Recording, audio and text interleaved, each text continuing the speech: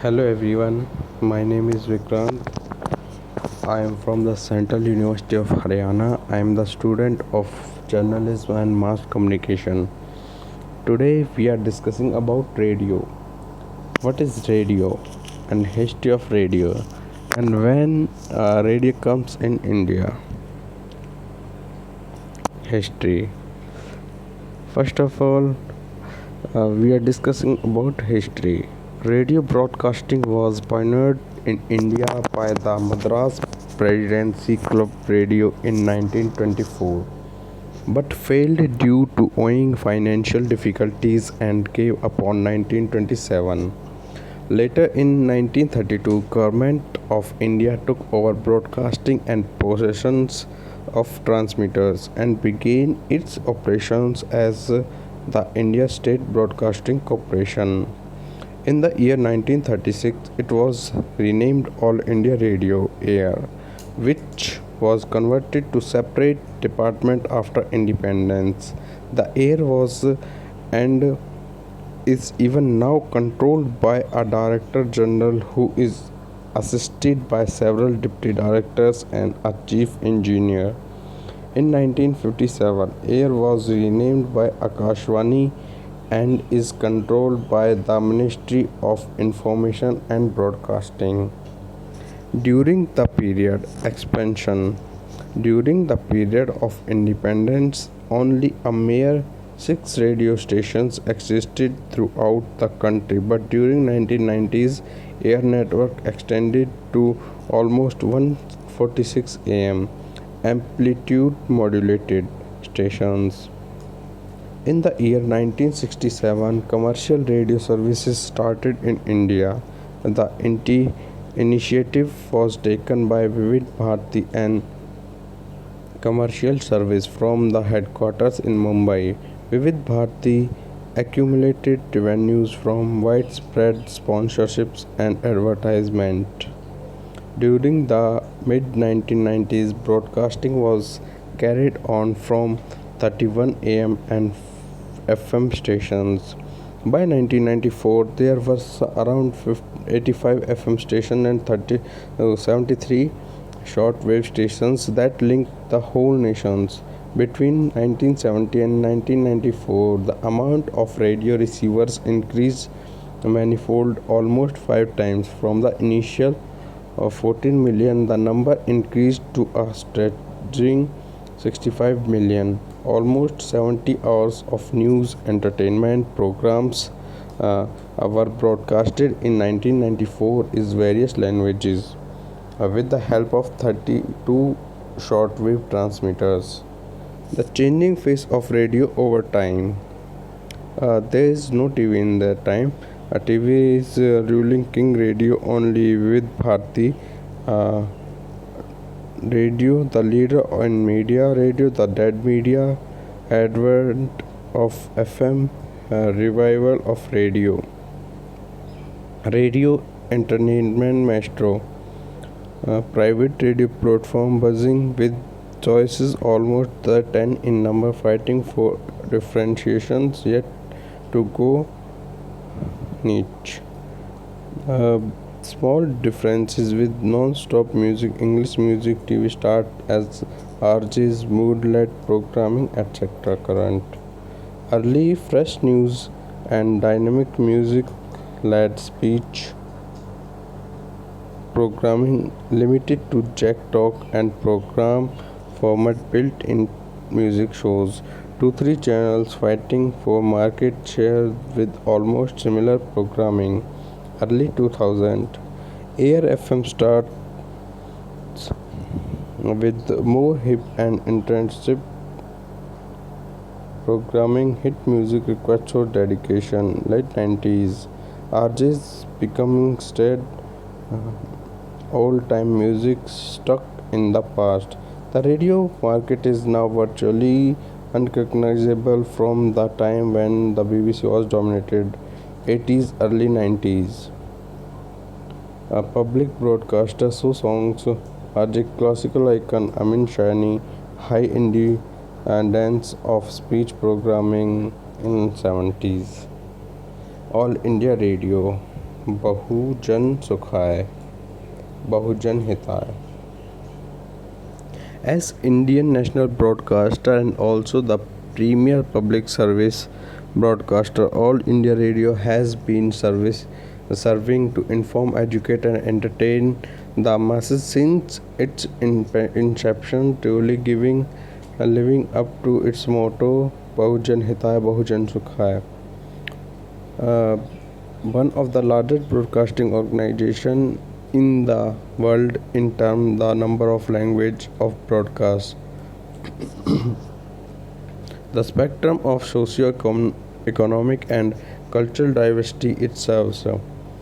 Air Home Service comprises 414 stations totally located across the country, reaching nearly 92% of the country area and 99.19% of the total population. Air organizes programming in 23 languages and 146 dialects.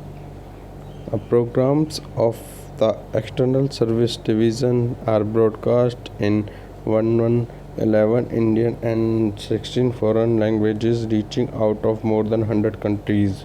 The News Service Division of All India Radio broadcasts a 647 bulletin daily for a total duration of nearly 56 hours in the about 19 languages dialects in home regional DTH service.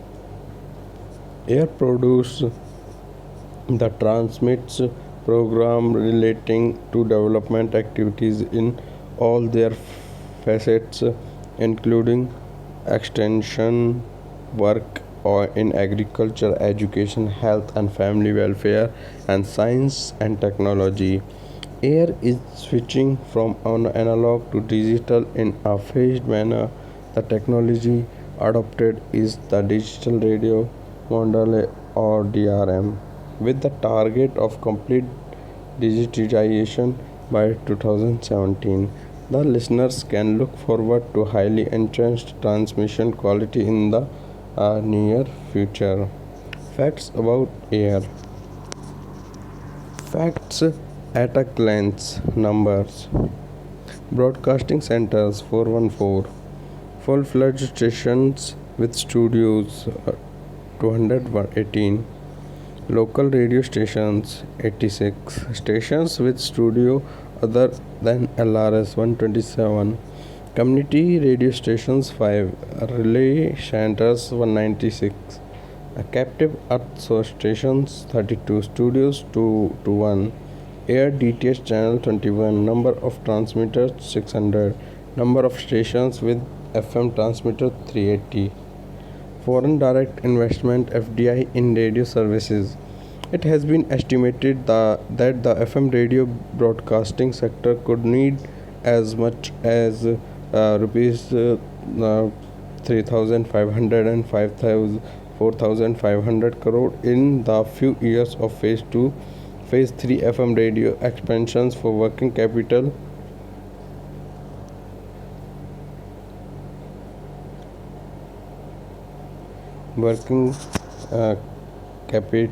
including credit given to advertisers and their agencies. It has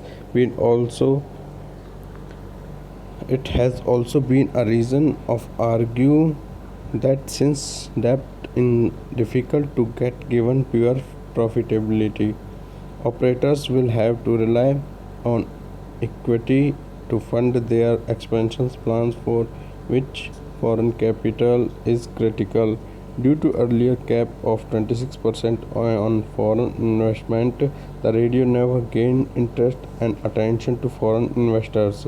The FM operators, broadcasters, as well as associations are also in favor of enhancement of FDI limits in FM radio sectors to 49%.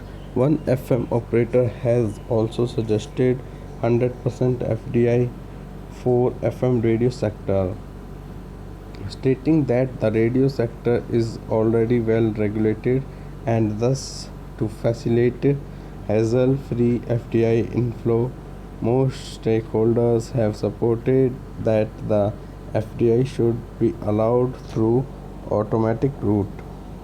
The FM operator, who has suggested to allow 100% FDI, has stated to follow the FIPB route for FDI beyond 49% limit.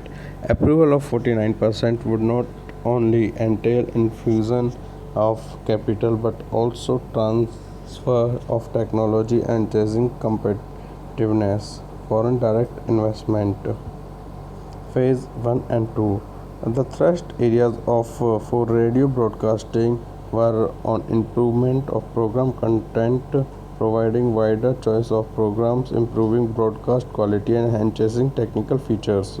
With this vision, Phase 1 was launched in 1999 to 2000, after which 21 private FM channels become operational in 12 states.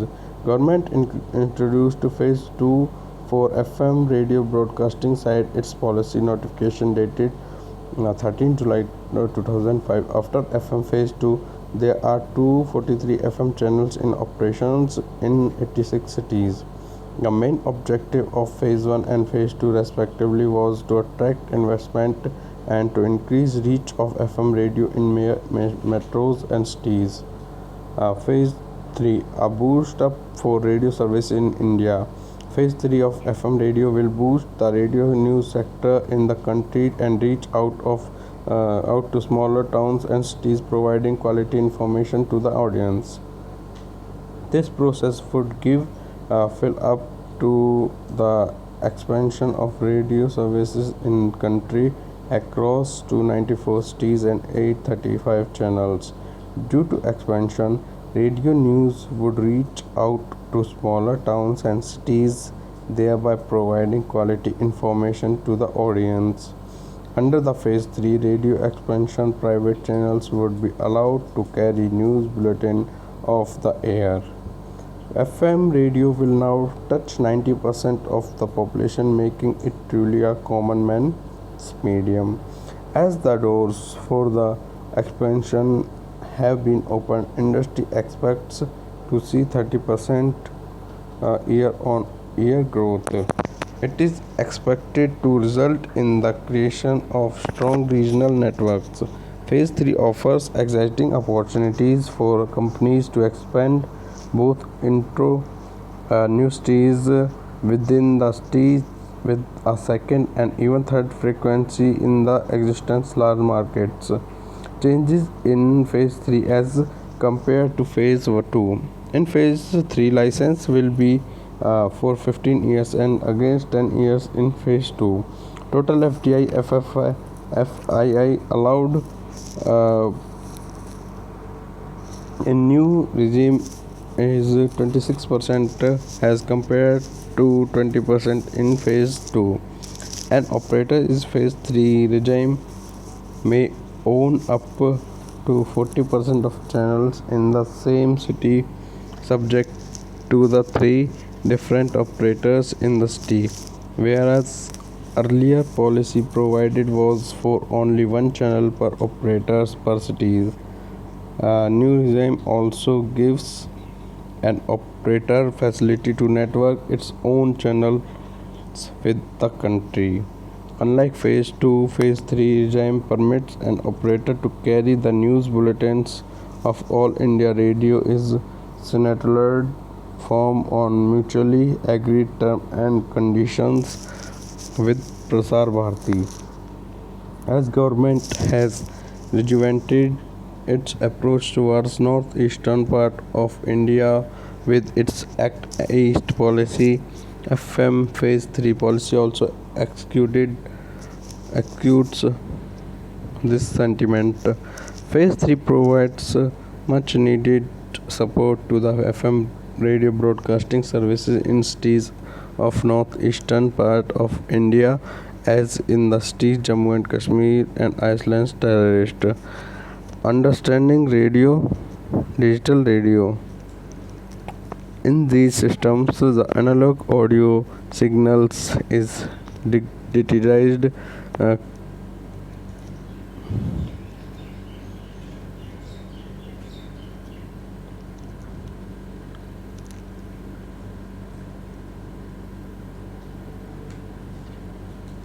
compressed using formats such as MP2 and transmitted using a digital modulation scheme.